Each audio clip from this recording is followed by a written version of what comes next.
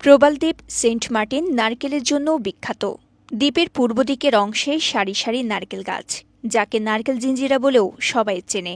গত ২-৩ বছর ধরে হঠাৎ এক ধরনের সাদামাছির আক্রমণে নারকেল ফলনে মারাত্মক ক্ষতি হয়েছে বলে জানিয়েছে স্থানীয়রা।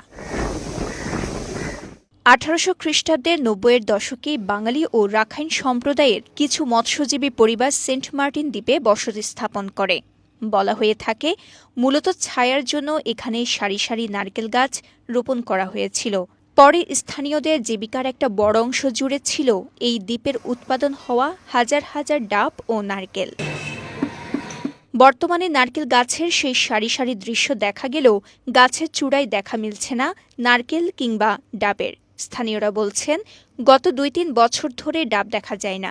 এক প্রকার সাদামাছির আক্রমণে এখানে নারকেল গাছে ফলন অনেকটা বন্ধ হয়ে গেছে। আগে সর্বনিম্ন একটা গাছের মধ্যে বছরে ১,০০০ উপরে ডাব পাইতো, তো এখন দেখতেছে আপনার ২-৩ বছরই আমরা ২ পিস ডাবও পাচ্ছি না। ১০-১৫ দিন পর পরে আর ডাব লামাই ফেলতাম, তাহলে এখন ১০-১৫ দিন পর পরে যদি পুরা সিজন শেষ হলে তো একবার মনে করো ৫০০ ডাব লামাইতে তো আর তো মানে মহাভারতে যাগো কেন বলি হয়তো গাছ আমার ডাব নধরে। সাদা ফুকাই বা বাতাসে উড়ে জিয়াতে থাকে, জিয়াত করে জিয়াত মরা থাকে, তারপরে হালা ওষুধ দিবার কারণে মোটামুটি ডাবও নেই। টানা ৭মবারের মতো বেস্ট টিস্যু পেপার ব্র্যান্ড হিসেবে স্বীকৃতি পেয়েছে বসুন্ধরা টিস্যু। স্থানীয়রা জানান, আগে একটি গাছ থেকে বছরে ৩০ থেকে ৪০ হাজার টাকার ডাব বিক্রি হতো, কিন্তু এখন চট্টগ্রাম, কক্সবাজার এবং টেকনাফ থেকে ডাব এনে বিক্রি করতে হচ্ছে।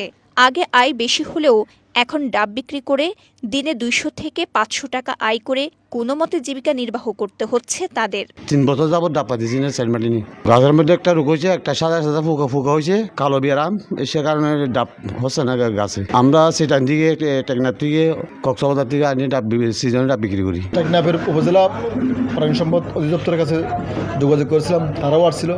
তারা একটা পরামর্শ দিল যে এখানে কিছু মেডিসিন ইউজ করলে, ব্যবহার করলে হয়তো ডাব আসতে পারে। নারকেল গাছে সাদামাছির আক্রমণ বিষয়ে সরকারি কৃষি অফিস বলছে, মাছির আক্রমণে গাছ দুর্বল হয়ে পড়ায় ফলন দিচ্ছে না। এছাড়া এটি সমাধানে কীটনাশক ব্যবহার ও গবেষণার প্রয়োজনীয়তা রয়েছে বলেও জানিয়েছেন কৃষি অফিসের সংশ্লিষ্ট কর্মকর্তা। আমরা পরামর্শ দিচ্ছি কৃষককে যে পরিবেশ বান্ধব উপায়ে যে বালাইনাশকগুলো আছে সেগুলো গাছে স্প্রে করা, গাছের যত্ন নেওয়া, এবং যে গাছগুলোর বয়স অনেক বেশি হয়ে গেছে আমরা সেখানে তাদের পরামর্শ দিচ্ছি বা আমরা আমাদের পক্ষ থেকেও চেষ্টা করব নতুন চারা সেখানে সরবরাহ করা। পুরাতন যে বয়স যে গাছগুলো হয়ে গেছে সেটা বাদ দিয়ে নতুন নারকেলের চারা দিয়ে এটাকে পর্যায়ক্রমে নার্সারি করে বড় করে তুলতে হবে। তাহলে আবার আমরা সেই পূর্বের নারকেল জিঞ্জিরা খ্যাত যে সেন্ট মার্টিন সেটা আমরা ফেরত পাবো বলে প্রত্যাশা করি। নারকেল গাছ এবং ডাব ছিল প্রবাল দ্বীপ সেন্ট মার্টিনের অন্যতম আকর্ষণ। এই দ্বীপে যে কোনো পর্যটক বেড়াতে গেলে নারকেল গাছকে পেছনে রেখে একটা ছবি তুলতে কেউ ভোলেন না।